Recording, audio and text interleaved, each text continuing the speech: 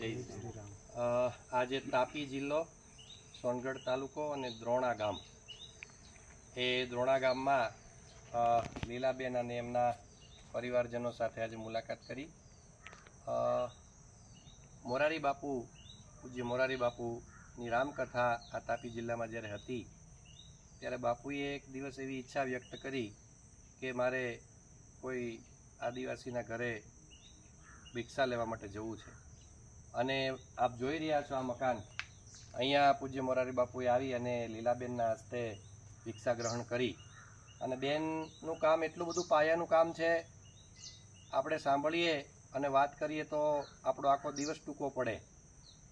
ધર્માંતરણ વિશે એ બંને પતિ પત્નીએ એટલું બધું સહન કર્યું છે અને હાવ છેવાડાના ગામડાઓમાં ઝૂંપડાઓમાં જઈ અને લોકોને ઘર વાપસી કરાવવાનું કામ આજે પણ કરી રહ્યા છે.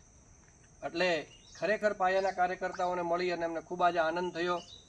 મારી સાથે પાટણથી પધારેલા ખેંગારજી યોગી છે, સાથે અમારા તાપીના દેવ બિરસા સેનાના માનસિંહભાઈ છે, વિપુલભાઈ છે, જે વિડીયો ઉતારી રહ્યા છે, અને સાથે અમારા મુકુંદભાઈ અને લીલાબેન અને ભાઈનું વસંતભાઈ, આ બંને પરિવારને મળી અને અમને ખૂબ આનંદ થયો કે છેલ્લા 30-35 વર્ષથી છેવાડાના ગામડાઓમાં જઈ બહેનોને મળી સંગઠન બનાવી અને હિન્દુ ધર્મને મજબૂત કરવાનું કામ જે મોટા મોટા મહામંડલેશ્વરો નથી કરી શક્યા, મોટા મોટા કાર્યકર્તાઓ નથી કરી શક્યા, જેના ખૂબ મોટા રાજકીય નામ છે એવા લોકો નથી કરી શક્યા, એવું ધર્મનું કામ આ બેન કરી રહ્યા છે. એટલે ખરેખર એમને બહુ ધન્યવાદ છે.